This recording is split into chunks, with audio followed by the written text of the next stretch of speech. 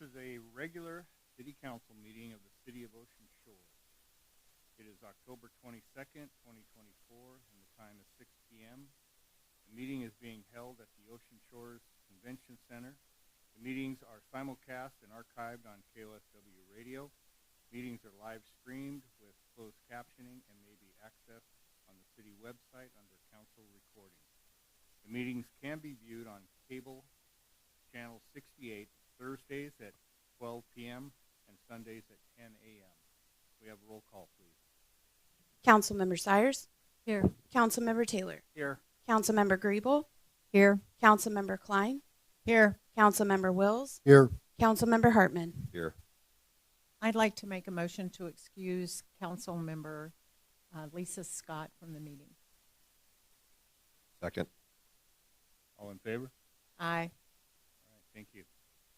Pledge of Allegiance. Tom, can you lead us?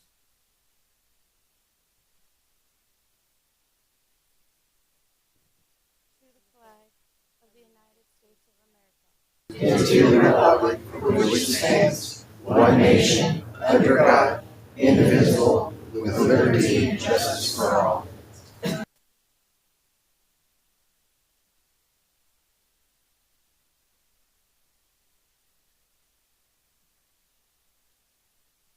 Can I get a motion to approve the agenda? I make a motion to approve the agenda. Second.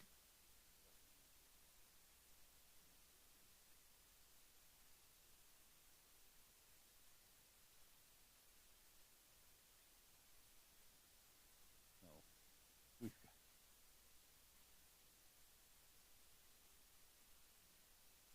So I would like to make a motion to amend the agenda and remove item 13 from discussion, 2024 winter maintenance of southern erosion berm. Richard would be willing to remove your motion Yes, yes. and the second. And this, yes. We have a motion to remove discussion item 13. Need a second? I'll second that if we still need a second. Yeah, we need a second. All right. All in favor? Aye. All right. Can we get a No. motion to approve the agenda as amended? I would like to make a motion to approve the agenda as it is amended. Second. All in favor? Aye. All right, thank you. All right,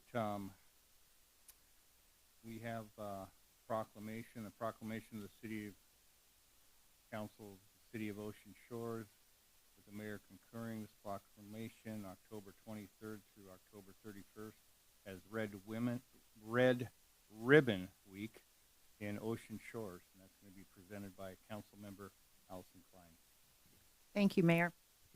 Whereas alcohol and drug abuse affect individuals, families, and communities across the nation, and whereas it is imperative that visible, unified efforts by community members be launched to prevent drug abuse, and whereas Red Ribbon Week offers citizens the opportunity to demonstrate their commitment to drug-free lifestyles, and whereas Red Ribbon Week will be celebrated in communities across the nation October 23rd through 31st, and whereas businesses, government, law enforcement, media, healthcare providers, religious institutions, schools, and other community-based organizations will demonstrate their commitment to healthy, drug-free lifestyles by wearing red ribbons and participating in drug prevention activities.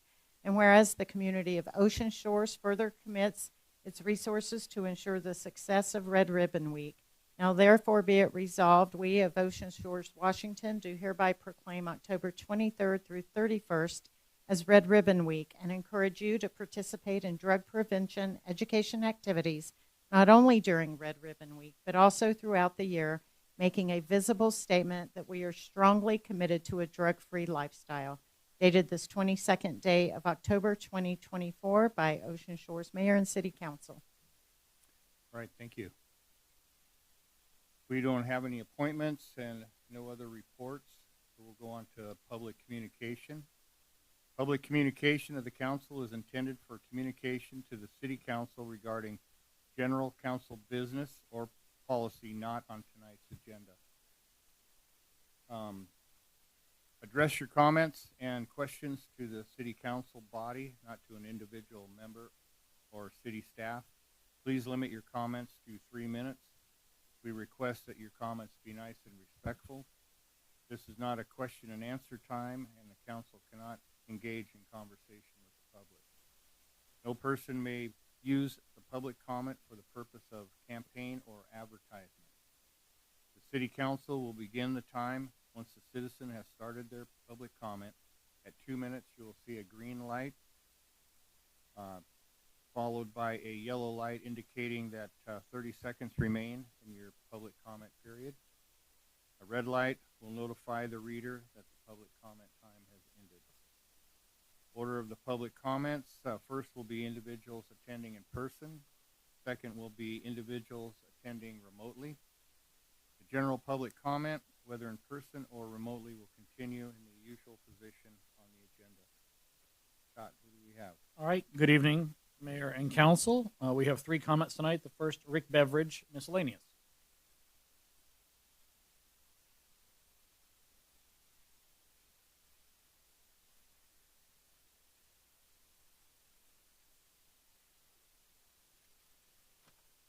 Rick Beveridge, taxpayer, resident.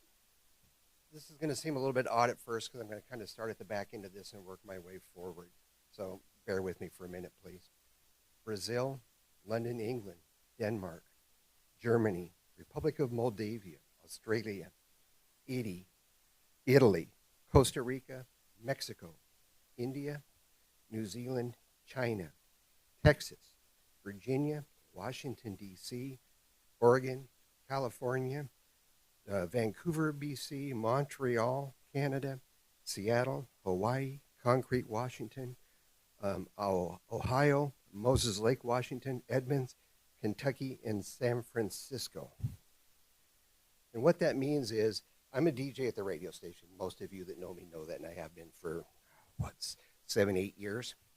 And when we're sitting at our computer doing our radio shows, you got the main screen that has your playlist. On the side, there's another screen that shows you where a selection of people are logged in across the United States and internationally listening to our radio station. That was just a selection for 3 weeks of me doing my blues show on Thursday night. Germany, there's usually 3 to 5 people from Germany that listen to my blues show every Thursday. So it's more than just a local phenomenon. We're getting reach out across the world and across the United States. Thank you.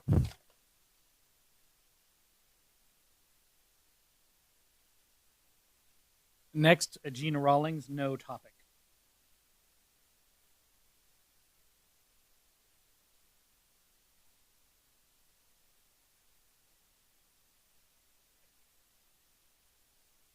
Good evening, Mayor and Council. I just wanted to say that with the budget that you're dealing with here in the future, the near future, that the comment about the clinic, the walk-in clinic, has been spread far and wide, and a lot of people are hoping that it becomes a reality. And so I hope that when you're looking at your budget, that's something that you take a real hard look at and consider putting the effort into it. I know that it makes a big difference for people in Ocean Shores, but it also will bring people from the North Beach in here for the same thing. I think it will be a success, but it needs that extra push and extra help from the council. Thank you. All right. And last this evening, Jane Shattuck, puppy.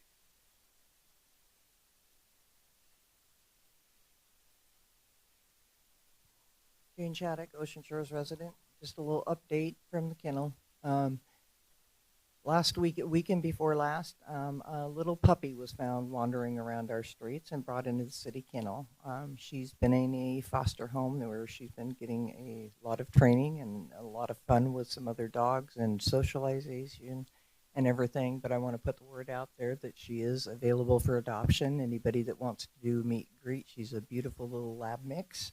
And she already knows sit, stay, shake, recall, and all those fun things. She's just a great little puppy dog. So anybody looking looking for a little midget, go ahead and give me a call, and we'll set up a meet and greet for you. Thank you.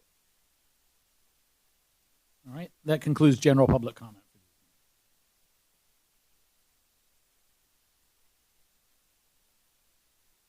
All right. Next, we'll go to staff reports, and we'll go with City Administrator Scott Anderson. Good evening, citizens, and again, council. I'm going to make this short tonight because basically I'm on every agenda item, so you're going to get tired of hearing me. So just two things from the fire department reminders. It is the Rite Aid Flu Shot Clinic this Friday, October 25th, from noon until 4 at the Ocean Shores Fire Department. Bring your ID, your insurance card, Medicare if you've got it. All the consent forms will be provided, but they'll be giving away flu shots with the assistance of Rite Aid at the Ocean Shores Fire Department. Again, this Friday from noon to 4. And then a reminder, the Ocean Shores Firefighter Association is taking candy donations at the fire station for the annual Halloween event. It's held at the convention center every year.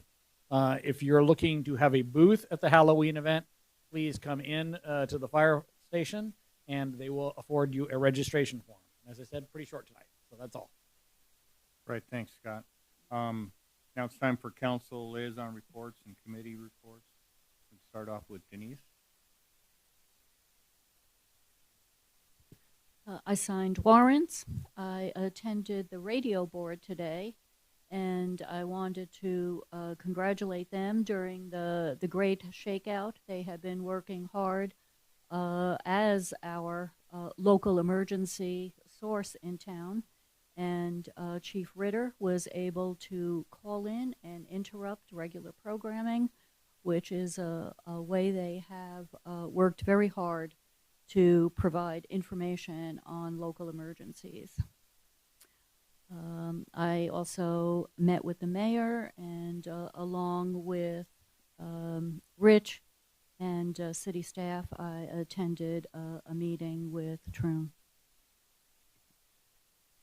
Right. Thanks. Tom?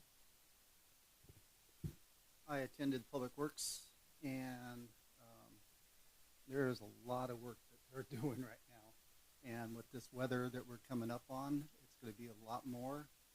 But be patient whenever they need to be out there doing their job to keep the erosion down and everything else.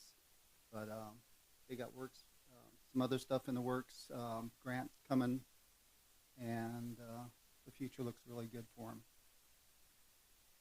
Right. Thanks. Lisa Griebel. Thank you. I did not attend the last library board meeting as my daughter was having her first baby. Super exciting. But if you want to get on the library website or just visit, you'll see all the activities they are doing, particularly this time of year for in the festival Halloween season. There's a teen Halloween party on October 30th from 6 to 8 for grades 7 through 12. They have pumpkin painting and all other kind of events. So an all ages place, the library. Right. Thanks. Allison. I attended Public Works, and Becky was giving us updates on a lot of the projects going on with the convention center, the lake and canal treatments, and some grants working on for the berm. And so the other thing is that I did sign warrants, and that's it. Right. Thanks. Richard. Good evening. So I attended the Parks Board meeting on 9 October. One of the most interesting parts of the Parks Board meeting is they are coordinating with the high school district about the potential of having a student liaison position, which would directly bring the student body into discussing what's going on in the city. I think that's a great idea. The other thing is, I met with Frank, the mayor, yesterday. We had a great general discussion about various city projects. So thank you, Frank. Rich. I've been coordinating with the LTAC members, preparing for our meeting on the 30th, and attended the Troon meeting with Council Member Sires and the mayor and administration. All right. Thanks. There's no mayor's report tonight, so we'll go on to the consent agenda. Can we get a motion to approve? Make a motion to approve the consent agenda. Second. All right, we have a second. All in favor? Aye. All right, thank you. We have no old business, but we do have some new business, quite a few of them today. So we have an ordinance to the City Council of the City of Ocean Shores, Washington, amending section 6.04.010, 6.04020, 6.04060, 6.04.065, and 6.04.070. And that is adopting Ocean Shores Municipal Code relating to licensing, impounding, adopting procedures and fees, and confinement of animals within the city, providing for servability and establishing an effective date. And that's going to be presented by Scott Anderson and our Police Chief, Nikki Logan. All right. Good evening, everyone. This is a little complicated because there's a backstory to this. And it began actually with a public records request that was issued about dog licenses. At that point, when we looked into this, we realized the city didn't have a system for automatic renewals for dog licenses like other jurisdictions have. And so we realized there were quite a number of people in Ocean Shores that had bought their tags, whether it be 1 year or 3 year, and they hadn't been given any notice that their tags had expired. And that was not necessarily just like of a default thing. I and several other city employees were people that had forgotten that our tags had expired. So we took a whole look at this ordinance and wanted to sort of rewrite it and look at it and bring it up to date. Our kennel needs money, and it hasn't been getting it. We're not really recouping a lot of the value we have in running it. Some of our licensing backgrounds are out of date. And so we wanted to do sort of a wholesale revision with regards to fees and things like that. I will be handling a lot of the licensing discussions. I'll let Chief Logan handle the kennel discussion parts of this because that is what she does on a sort of a daily basis.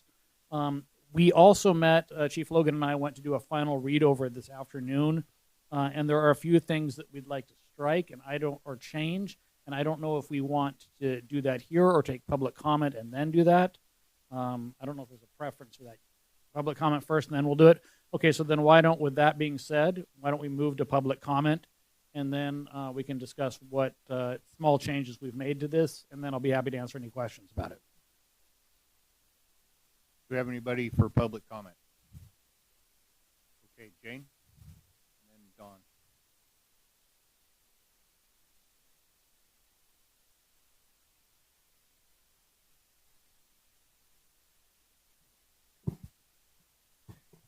Jane Shattuck. While I fully support the need to enforce appropriate fees to sustain the kennel and cover the costs of housing the animals, I would like to propose a few adjustments to the current proposed language.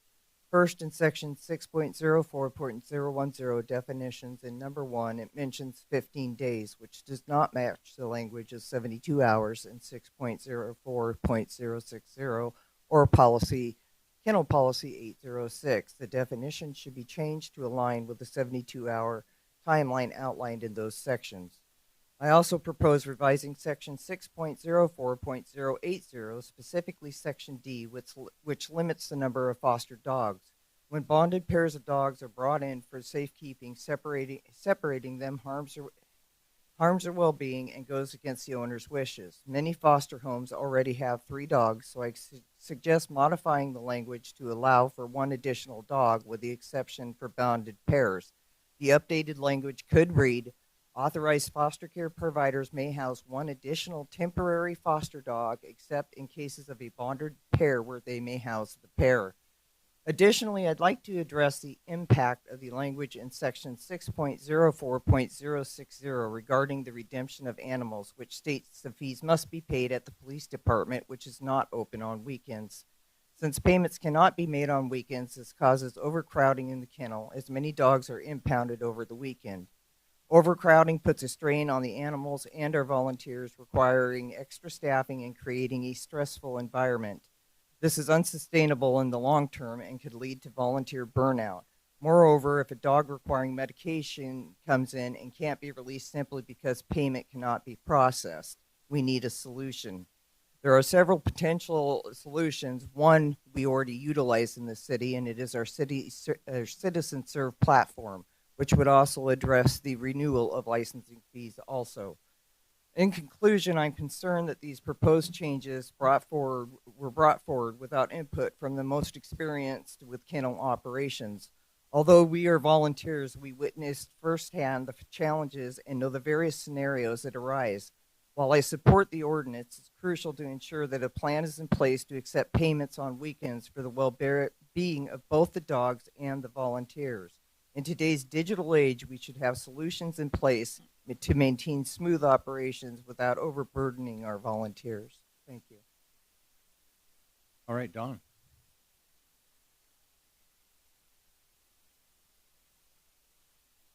Don Williams, I certainly agree with the previous speaker that we need a well-run facility, and I'm glad to see it being some attention. I have a couple of comments on a couple of parts. One is paragraph 6.04.020 called licensing, and it's on page 20. And in paragraph A, the amended text in red, it's got some grammar problems. And, but I think what it says is that seeing eye dogs, guide dogs, and service dogs are not going to be exempt. And I'm surprised that people haven't asked for that exemption, but I believe that's what it says. And the following paragraph B confirms that those animals are not exempt from the fees. But if you do consider doing that, I certainly know what a seeing eye dog is. I know what a guide dog is. I'm not sure I know what a service dog is. I know they can have dozens and dozens of reasons that have a service dog, but is there some official definition of how a dog becomes known as a service dog if you have to do that? My other comments have to do with the impoundment process, 6.04.060 on page 21 of the agenda. And in paragraph A, it says that the animal control officer shall attempt to contact the owner when a license tag or other information gives the name, address, and telephone number. I don't think that's right. It says that if you don't have all three of those, there's no obligation on the animal officer to try to make a contact. I think you have to have a very positive, very strong obligation. The animal control officer is obligated to use whatever means necessary to locate the owner. Nothing's mentioned here about chips, for example. Now, the chip doesn't give the name and address. It simply gives the name of the company that issues the chip and an ID number, and someone's got to pick up a phone and call that company. And I think the animal control officer has an obligation to do that, even though the name and address and phone number is not available. And I'd like to see that put into here, that there is a definite obligation to use whatever means are possible to locate as soon as possible with very high priority who owns that animal. And I don't know, do all the people that deal with animals, do they all have chip readers? They're not very expensive. And I think that everybody that deals with any way with the animal control process needs to have a chip reader and with an obligation to contact the owner by whatever means possible. Thank you. And with high priority. Yes, Gina?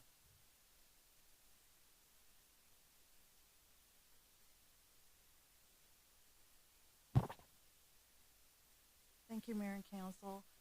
I'd like to just bring up a subject that's close to what the previous two speakers were talking about. I worked at one of the, I worked at two of the hotels.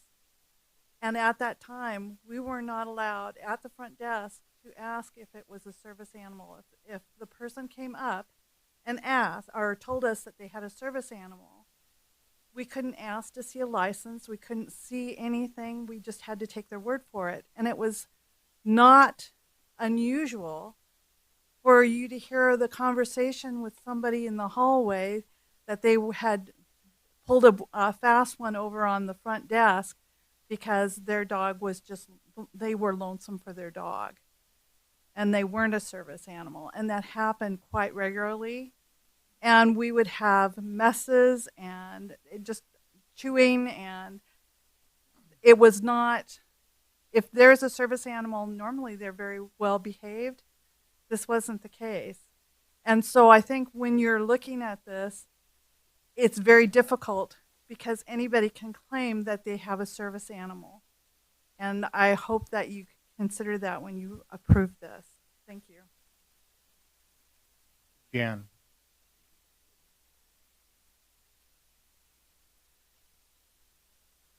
Thank you, Mayor and Council. I would also appreciate the definition of service animal.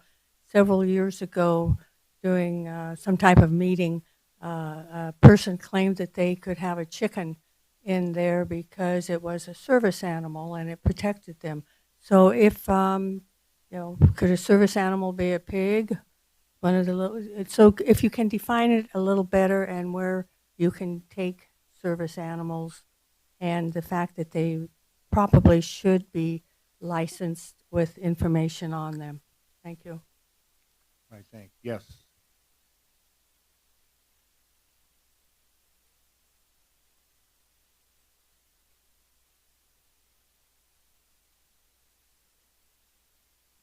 Hi, Melody Caney. As everybody has said here, great advice.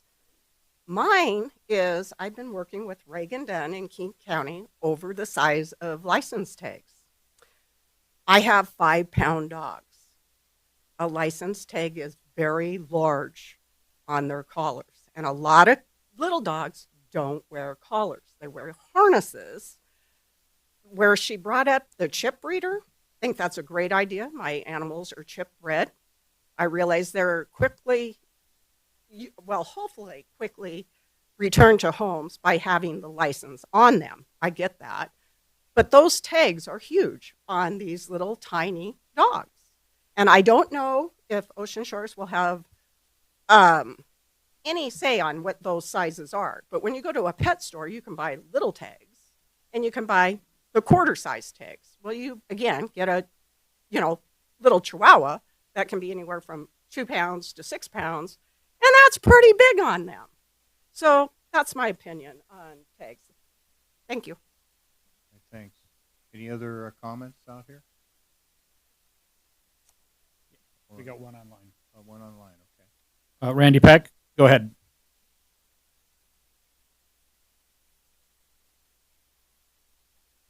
You hear me, Randy? Yes, I can. Go ahead. Hello, Randy Peck, Ocean Shores. How did we get here? An individual from out of state used the fictitious name Benjamin Dover, other words, bend over. That was obvious to even the most ignorant person to make a public records request. The request targeted 5 individuals, all persons who are opposed to actions by a current executive branch. The pattern of targeting has gone on again and again. The use of surrogates using fictitious names doesn't hide the truth. They asked about records regarding the license of these 5 individual animals. The answer was no for all. Pursuant to the request, a letter was issued to only 3 of the individuals. That seems strange. How would they know any of the individuals didn't have an indoor cat? No. Upon my inquiry at the police station, Frank the clerk informed me that he did not send the letter. Moreover, he made a copy of it. I was told that service dogs are exempt from the current ordinance requirement, which is what the current ordinance says in plain English. However, I filled out the form because if my animal's lost, the microchip and rabies tags would facilitate the return. In reality, we as a city, since you're only allowed 3 animals, should be doing microchips on all animals. Therefore, if animal control finds an animal or a cat, for example, without a chip, they'd easily be able to know that's a feral cat. Another individual went in the same letter. She was made more inquiries regarding the raised shop. Current ordinance doesn't require them under paragraph B because they were exempt under paragraph A. They too were given lifetime tags. The person got a message from the chief saying those tags were not valid without the rabies certificate, even though the ordinance didn't require them. In fact, the rabies tag given by the vet was considered the licensing. In fact, the ordinance still does the same. If you read your definitions, it says it only references the WAC. There is a city tag. It is only what the WAC says, and that's the vet-provided tag and certificate. I found it strange that only 3 got the letter. That was different from the 145 letters Frank the clerk sent out. So we got here because someone targeted 5 individuals using city resources and sent a letter as if they were the police department under what's called color of authority. We have contacted state and federal officials, and they are in the process of beginning investigating this issue. Because, as I said, it's a state and federal under color of authority violation. It is time for the city to initiate their own in-house investigation and report this and all uses of city resource target citizens. Moreover, those individuals should be That's terminated. time. Be they direct. Mr. Peck, that's time. Okay. Got our, just one comment online? That's the only one we have online, so that concludes public comment. All right, so, Nikki, do you want to start? Well, or do you want to start or do you want me to start? How do you want to do this? Go ahead and start. All right. Okay, so why don't we address some of the questions that were made up, and then we'll, from that, or do you want to just go over what we want to change in the ordinance first? Let's do that first. Okay. So, and first of all, before I say anything, this is first reading. We expect this to come back. This is not going to pass tonight. If the chief and I are making small changes to it just before council, then we know that's what's going to happen. And at the second one, we will have the attorney here with us. This is why Kendra was supposed to be with us. I actually asked her not to be because there's no point in paying her if we're going to bring this back. And then you can have any legal questions that you want answered done with her. So here's what we're looking at. On page 15 of the agenda, or page 1 or 10 of the ordinance, that whereas the city has determined that regulations concerning the confinement of female pets in season should be limited only to dogs. That was something that was placed in by the attorney on her advice, but I don't know if we necessarily need that or that not. So we can strike that. Then we have the point to that was brought up on A, page 6 of 10 in the ordinance, page 20 of 135 in the packet. And it's exactly the thing that we noted that Mr. Williams noted, Don Williams noted, is it should say and are required. There's an and missing. It should say owners or users of Seeing Eye, guide, or service dogs must be fully licensed and are required to comply with the WAC. And that's because this originally the WAC for rabies, which is mandated by the state of Washington, wasn't tied into this original ordinance as we'd had it written or as it existed. So the last time we even looked at this was 2013, and we're trying to bring that up to date. So that's a change, and I will come back to the question of the Seeing Eye guide service dogs because Ms. Rawlings is 100% correct in what she said.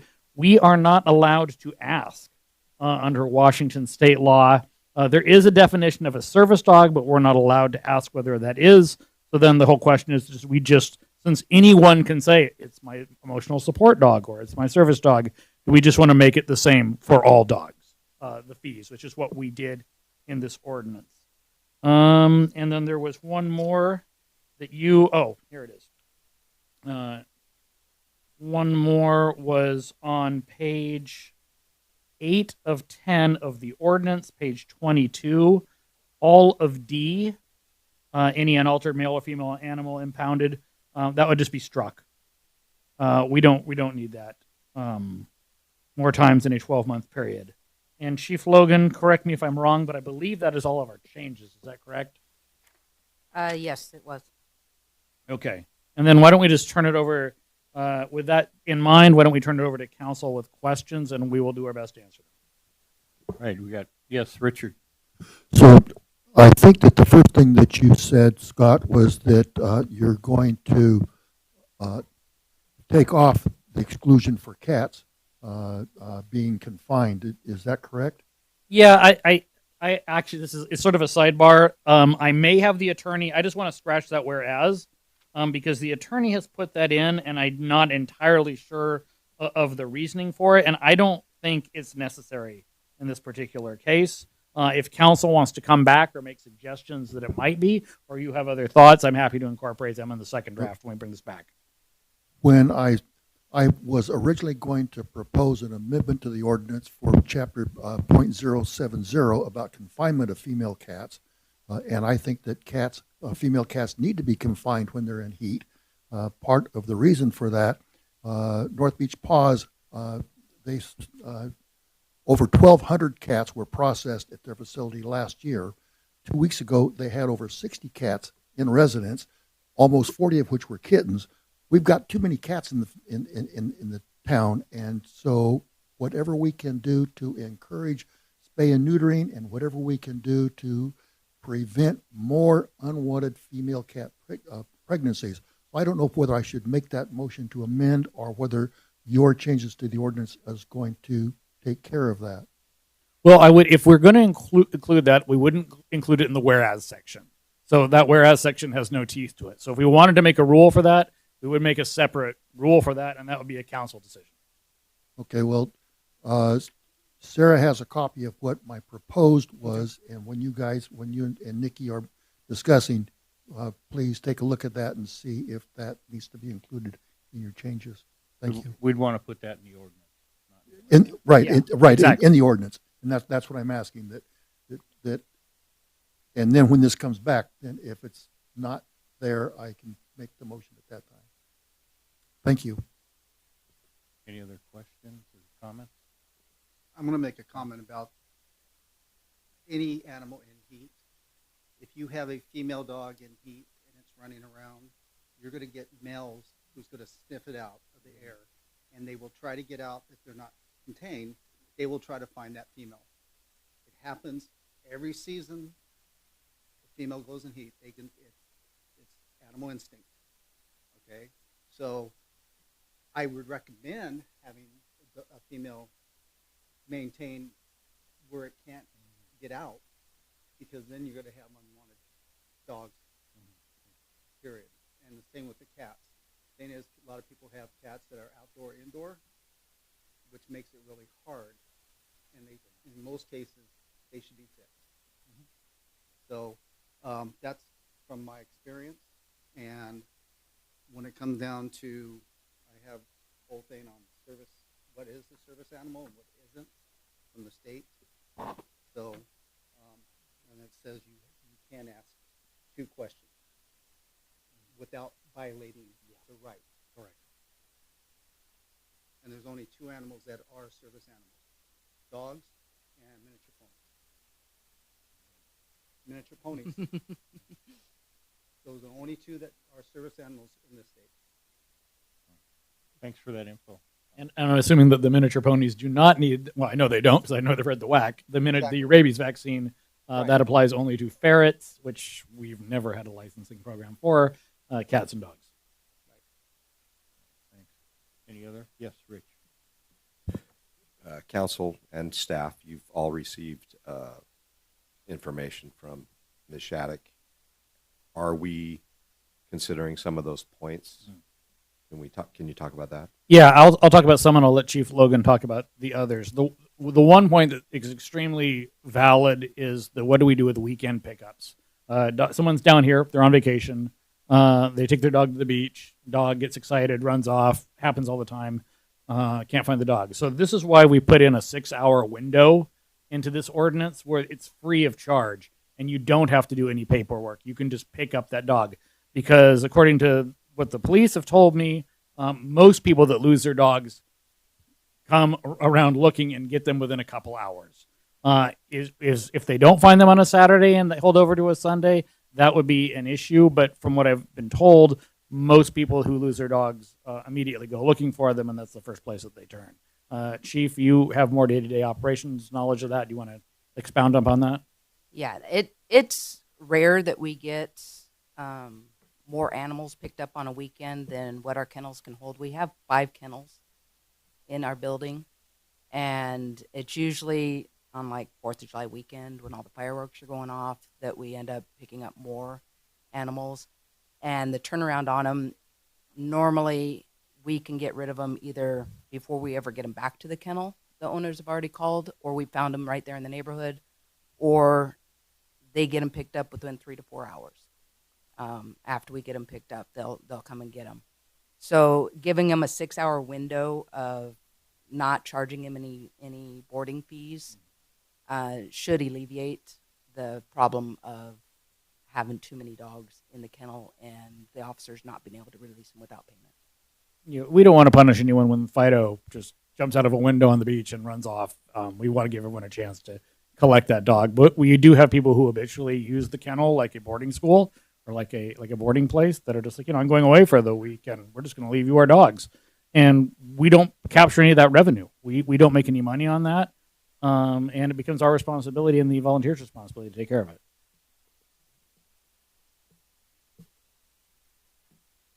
Anything else? No? I would just riff on what Mr. Hartman said, and I agree with many of the things that Ms. Shattuck put in her letter. And as you guys rework this ordinance, consider those items. But I think that's already on the table. So I just wanted to reinforce what Councilmember Hartman was saying. Anybody else? Yeah, and I also wanted to say that I supported Jane's issue of dogs on the weekend, having been a former weekend resident in Ocean Shores for many years, and also having had a dog who jumped out of the window onto the beach. I would have been pretty dismayed on a Saturday if I had to wait until Monday, especially when I had to be at work. So I think it is a real concern for weekend visitors. Anybody else? Well, we'll bring it back next meeting. Next, we got a request of the City Council of the City of Ocean Shores, Washington. Thank you, Chief. Thank you, Chief. Sorry. Thanks, Chief. To increase the garbage and recycling rates effective January 1st, 2025, pursuant to the city garbage and curbside recycling contract with LeMay. And that's presented by Scott Anderson. All right, and I have Roger back here as always. This is something we do every year. They come with us. LeMay comes to us with their effective rates, and they always try to keep them as minimal as possible. And what you see in your packet are the rates that they're proposing that would go into place in 2025. And I don't know, we probably should do public comment before you address this issue. That would make the most sense, I think. If there's questions, then you can answer them. So, anybody for public comment? Yes, Don.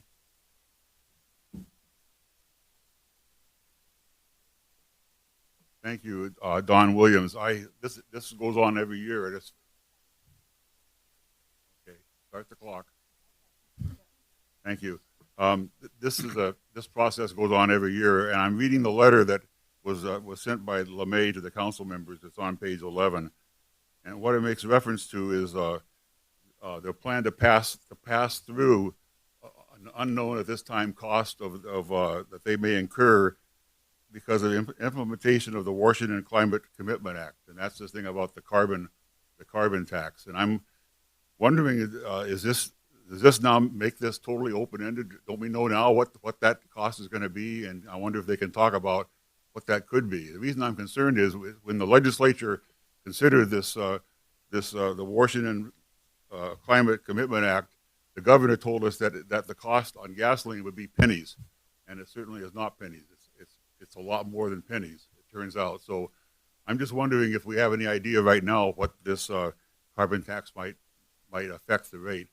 And second of all, on the November ballot is Initiative 2117 that is going to prohibit the state from any form of imposing any kind of carbon tax trading.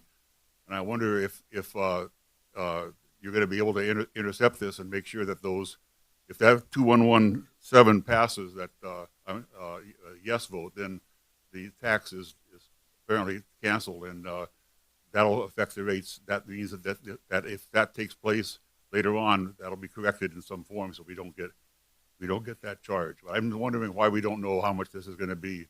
But an estimate right now it's open-ended. Thank you. All right, thanks. Anybody else for public comment? All right, I guess that's it. all right, Roger, here's your show.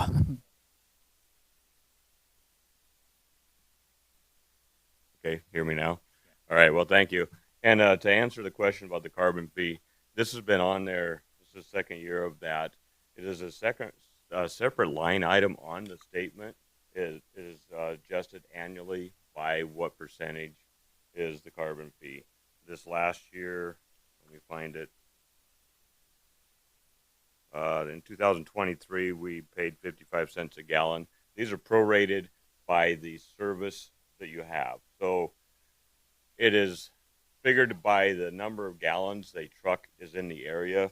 So if a truck comes in your neighborhood, services 20 people, and they probably use 1 gallon of fuel, then that 55 cents that was averaged last year would be prorated per service. That would be, I believe, the minimal, I think it was a 7 cents or something.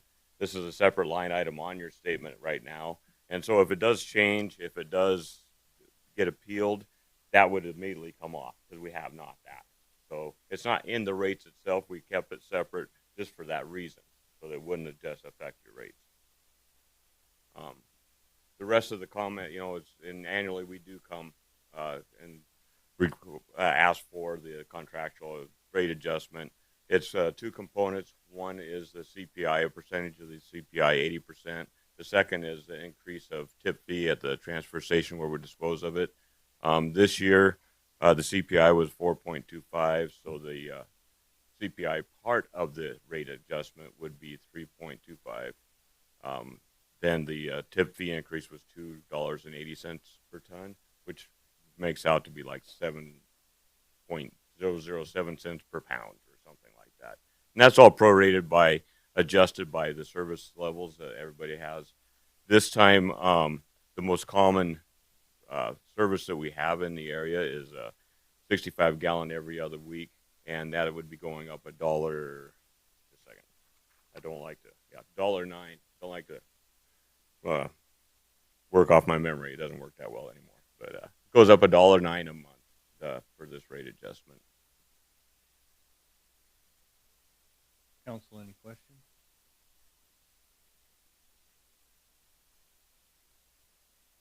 I would like to add, you know, we do come every year, and there's a reason for that. We don't like increases. Nobody here, plus especially people on fixed incomes. But if you don't do it incrementally annually, you're going to one day end up with a large one, and it's harder on people's budgets. So just keep that in mind.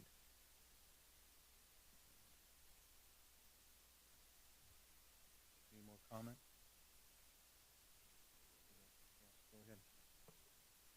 So I'd like to make a motion to approve a request for the City Council to authorize an increase in garbage and recycling rates effective January 1, 2025 pursuant to the city's garbage and curbside recycling contract with LeMay Incorporated. Second. All in favor? Aye. Thank you. Thank you. Thanks, Roger. You guys have a good evening. So next up, we have a request of the City Council of the City of Ocean Shores, Washington, awarding the prosecuting attorney of the Ocean Shores Municipal Court to Wayne Hagan. And that'll be done by our City Administrator, Scott Anderson, and Court Administrator, Kim Ward. Can you come on up and take a seat? Thank you.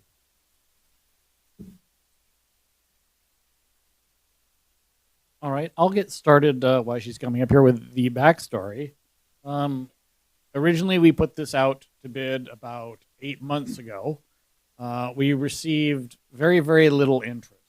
At the time, Judge Scott was in the process of retiring. This was going to be his last year, and he made that very clear when we signed a 1-year contract. Likewise for Doug Bitar, who is our defense attorney, who's been the city's defense attorney for almost 30 years. This was to be his last year. So we knew we needed an entirely new court with the exception of Wayne Hagan, who's our prosecutor. And he had told us that he was only going to do this if the remaining group sort of stayed, and he didn't have a great deal of interest in doing it.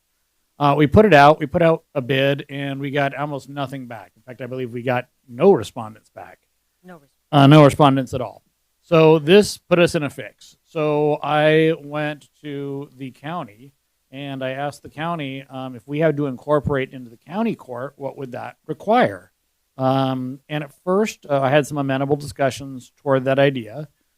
They were not resistant to us going down that road, but then they were overruled by their superiors at the top because of a budget crisis and a staffing crisis at the county. The county was running a rather large deficit, and they said, no, we cannot take you on at this time. So you are going to have to find a way to make your court work. That put us now to Plan C. What's a way to make our court work would be to incorporate by dissolving our police station. Our police department. If we dissolve the Ocean Shores Police Department, then by default we would go to the county. This would not be good for a number of reasons. A, we would not have our own police department. We would be considered as sort of a supplemental organization to the Grays Harbor County Sheriff's Office. We'd be lucky if we could get probably 2 or 3 officers on duty here, and then we wouldn't maintain any control of the Ocean Shores Police Department. So to me, personally, that was sort of a non-starter. The idea of dissolving a very popular institution that serves our public, that we have immediate ability to ask them to do things for us and to respond to citizens' needs and citizens' complaints would really be something I didn't want to do. And that meant we had an emergency on our hands. We had to find someone to maintain this court. Batar decided that if we could find a judge that he was amenable to, that he would decide to stay. That left us only finding a judge. We received, I can't remember, 3 applications. 3 applications, but only one met the qualifications that they were actually resided in Grays Harbor County. And we're very fortunate to find someone that actually resides in the city of Ocean Shores. So what we're bringing for you tonight is a renewal for a 2-year term for the prosecutor, a 2-year term for our public defendant, and a 4-year term, and that's a statutory mandate, for our judge. And we'll just sort of take them one at a time. We will start with Wayne Hagan as the city prosecutor. But before I do that, Kim, do you want to add anything to that? No, I think you covered it perfectly. That's our option.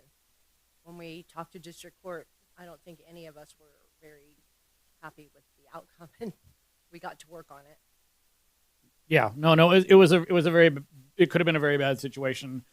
We heard from them in time, and I'm glad their superiors let us know because we were quickly running out of time. But we have a solution. I think it's a good one. The mayor and I did interview the judge, and we're very happy with that interview.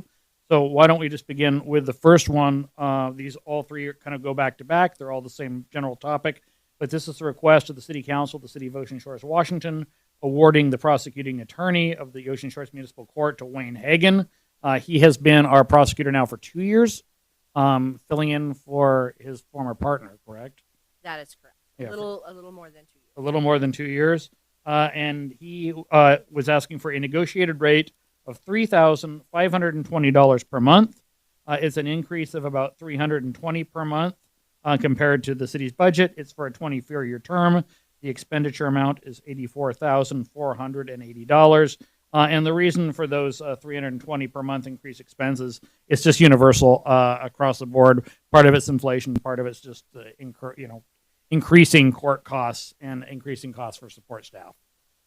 So with that, I guess we can turn over to public comment. Do we have any public comment? I don't see any. How about the council? Any comments? Yes, Richard. If there's no other comments, I'd like to make a motion.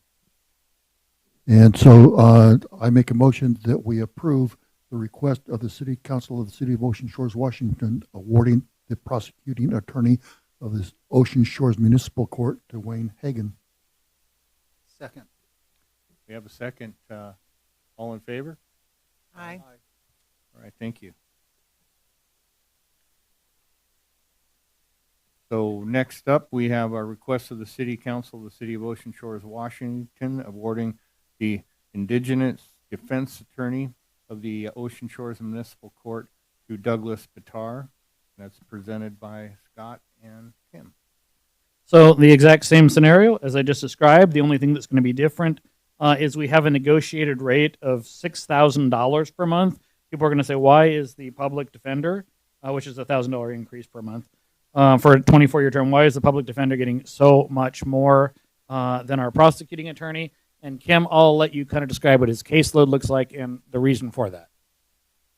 The indigent defense attorney is responsible for being in contact with all of the defendants that are assigned to him. He often has to speak to their families. He has to speak to spouses and other members of the family when there is cases that involve domestic violence. He has 2 assistants that work with him. He does all the mailing. He does all the appointment taking. He handles a lot. The caseload runs anywhere between 150 to 200 cases. It's a lot of work. There's a lot that goes on there. He has to, collect discovery and take out time to work on these cases, often in the evening or on the weekend, because a lot of times that's the only time someone can meet with him. And also he has to go to oftentimes the jails to also meet with defendants that are incarcerated or being held over. It's a lot. So that's just the reason for that discrepancy. All right. Public comment? Yes, Don.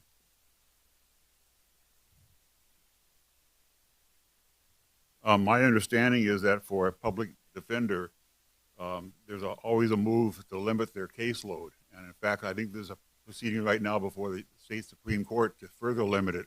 And I'm wondering if this gentleman's caseload is going to be limited and we're going to have to find 2 of these people. Because it's always, every year you hear about activities in Olympia to limit the caseload of public defenders. Thank you. All right. Any other public comment? All right, council. Any comment? Yes, Denise. I just had a question. You mentioned that the caseload was 150 to 200. What's the time period for that? It's usually about over a year. It averages. We've had some months that's a little bit lighter. During the summer, it is a little bit heavier. So it just depends on what's going on in the city. So I think last month, he was assigned 19 new cases just in last month's court alone. We only do court once a month, so it sounds like a ton, but for a month, it's not so bad. Thank you. You're welcome. All right. Any other questions, comments? Richard? Nobody else seems eager to, so I will make a motion to approve the request of the City Council of the City of Ocean Shores, Washington, awarding the indigent defense attorney of the Ocean Shores Municipal Court to Douglas Batar. Second. All in favor? Aye. All right, thank you. All right, our last request in this arena. A request for the City Council of the City of Ocean Shores, Washington, awarding the judicial services for a judge of the Ocean Shores Municipal Court, and that is to Sean Krashner. And that'll be led off by Scott and Kim. All right. So I believe Judge Scott Sage was the city's judge for 30 years almost? Yes. Going on 30 Before that, years. he was the prosecutor. He is retiring at the end of December. We put out this bid, as we said. We received 4 applications. Sean was the only one who qualified for this, but we did bring him in. The mayor and I had an interview with him, and I can't remember. Kim, were you present at that interview as well? That's yes, right. I was. And I think it went really well. He answered a lot of our questions. One of the things that we were kind of concerned with on this is that a lot of these cases have been kicked down the road, and we wanted to make sure that that doesn't continue happening. There's just been a lot of endless extensions with our court, and the judge that we interviewed said he would do his best to help mitigate that. I'd like to see more things get resolved, and that's not necessarily anything detrimental about the way that Scott Sage has handled this court. He's been a very good judge for us, but I think that the Ocean Shores Police Department and I think the city itself would like to see someone who's a little more aggressive in handling cases that have been on our docks or on our books for year after year that are still not coming to resolution. We were sort of promised that he would take a new approach to that and helping that forward. And so with that and talking to him, we have negotiated a rate of $3,200 per month. It's an increase from Scott Sage's of $350. As I said, this is a 48-month term, but that means $76,800 to this biennium budget. Right. You want to add anything, Kim, or covered? I think that Mr. Tashner will do well. I've worked with him in the past. We have a very good rapport, and we already have a meeting. We're going to meet together and go over some things that I've been trying to address since I've been here as administrator. So he's very open. I think it's going to be good for Ocean Shores, definitely. Thanks. Public comment? Yes. Jane. I just have one question. Why is the judge 48 months and the other 2 only 24 It's I can answer that, but I'm not supposed to. But, okay. Oh, I can. 48 is actually a statutory obligation. A judge is appointed for a 48-month term under Washington State statute. Any other comments? All right, council. Okay, Richard. So I don't know why everybody else is reluctant to make these motions. Oh, thanks. So I make a motion that we approve the request of the City Council of the City of Ocean Shores, Washington, awarding the judicial services for Judge of the Ocean Shores Municipal Court to Sean Tasher. Do I say that correct? Tashner. Tashner. And that's my motion. Second. All right, all in favor? Aye. All right, thank you. All right, now we have a request. Thank you. I have a request of the City Council of the City of Ocean Shores, Washington, to award the Information Technology Managed Service Provider to WaveTech MSP, and that's going to be presented by Scott Anderson and Sarah Logan. And I'll start, and then I'll kind of turn this over to our city clerk. This actually came as a council issue. Council wanted us to put this bid back out there. We've been using BJAX for a number of years. We wanted to see what else we got. I believe we got 5 applications in total for this bid. And I was not part of the evaluation committee on that. But Ms. Logan, were you part of the evaluation committee? No. But someone from your department was, and they're here in the audience today. I don't know if we want to bring them up for the questions. If you gentlemen want to come up here.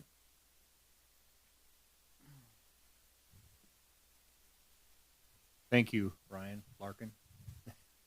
Ryan is our city IT expert, and he was instrumental in putting together both the RFQ and finding a new IT firm and drafting a lot of the questions that would be asked and in part of the evaluation process. There we go. Yeah, to follow up, yes, we had 5. We actually had 8 initial respondents, had 5 that actually submitted proposals. 2 of them were eliminated off the bat because they were more than twice the cost that the other 2 were, and we didn't think that was worth our time to evaluate that at that level. And then we had a response from WaveTech, a response from Sitel Systems, which I believe is out of Lacey, and a response from Wright Systems out of Tacoma. You got to speak into the mic though, Oh, so, because they're listening at home too. Okay, yeah, we had responses from the 3 vendors that were evaluated fully were Sitel Systems out of Lacey, if my memory serves me correct, Wright Systems out of Tacoma, and then WaveTech, which is local to Grays Harbor County. And you want to explain why we ended up going with WaveTech? And I know what your decisions are, but the public doesn't. So yes, we impaneled a committee. We had 5 members on the committee. We evaluated a number of factors: price, obviously, responsiveness, dedicated personnel, a number of other factors. The committee voted. I will say, I again don't have the numbers in front of me. I've never seen a vote that was quite so close as this one. It was exceedingly close between, at the end, Sitel and WaveTech, but WaveTech was the winning vendor of the vote. A couple of factors that seemed to play well for them were their responsiveness in an emergency situation, which we have had in the city. As we all know, the city sometimes has power issues, which can cause some issues, especially with computer systems. Any other questions? All right. Do we have any questions in the crowd there? Any public comment? All right. Council. Yes, Rich. I have a question. We've never done business with this particular company, correct? That's not entirely accurate. They have been a functional subcontractor for the existing company, but it is not the existing MSP. What did you, I don't know who all was on the committee, the previous company didn't apply this time? They did not as that company, no. Not as that company. So now you're making me. Well, so are these the same owners? Just different name of the company? That would be a question. the people that I deal with are local, and we actually have them here if we'd like to have that question. Do we want to ask Adam to come up then and explain that relationship? Yeah, I was gonna say, I'll have Adam answer this. May I ask more what the name of the previous company was? Yeah. Oh, what's that? What was the name? BJAX. BJAX. Okay. Yeah. Does anybody that was associated with ownership of B or VJAX work for this new company or own this new company? Let's Adam go ahead and explain that relationship. Can you guys hear me? Can you hear me? Okay. No. So Keaton, Bradway, and myself are the owners of the company. We're local here to Grays Harbor. So VJAX is its own company. We were a subcontractor to him in the previous contractor. Okay, more simple than it seemed like it was becoming. So the answer is no. What did you like about this company compared to the company we had before? There were a couple of factors. One of them is it is less expensive than it is actually a reduction in budgetary expense. So that was nice. Again, we have an existing relationship with the individuals, and they have been responsive to our needs. So in fact, the individuals that we've dealt with have been really good to deal with. So that was, again, I can only speak for myself, not the entirety of the committee, but those were a couple of the factors that have been part of that. And I was going to add one thing. Of the other ones that we looked at, of the five that we evaluated, they were going to charge us every time they had to come out here. And what was the closest one? Tacoma?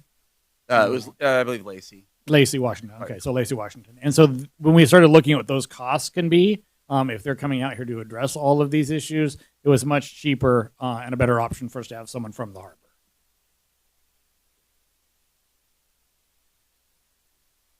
Yes, Rich. So to make sure that I understand correctly what Adam said, that you've actually been doing the IT under the BJ umbrella, the BJAX umbrella, for some period of time, and now you're just going to continue doing it under your own company name. Do I understand correctly? That's correct. Yeah. So my additional comment is I have dealt with Adam as I've had issues with Outlook, and I've been very, very happy, very satisfied. So I'm all for. Thank you. Any other comments? All right, Allison. So I'd like to make a motion to approve a request of the City Council of the City of Ocean Shores, Washington, to award the information technology IT managed services provider to WaveTech MSP. Second.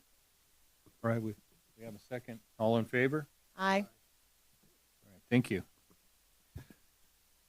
All right, we have no discussion, no executive session. Agenda Review Committee will be October 24th at 9 a.m. That's via Zoom, and that'll be Council Member Scott, Griebel, and Sires. We have good of the order. Up next, Rich, you want to start us off? I have nothing this evening. All right. Richard. Ditto. I have nothing. Allison. I have something. Homecoming parade was, it was pouring down rain, it was windy, it was cold, but everybody had a great time. We were very fortunate. We had Elroy representing the drug awareness program for the Elks. We had the real Sasquatch who showed up for the parade. And so thanks to the kids did a great job putting it together, and Jody Brown, who was in charge of it. So thanks to everybody that participated and everybody that stood out in the rain to watch. It was a lot of fun.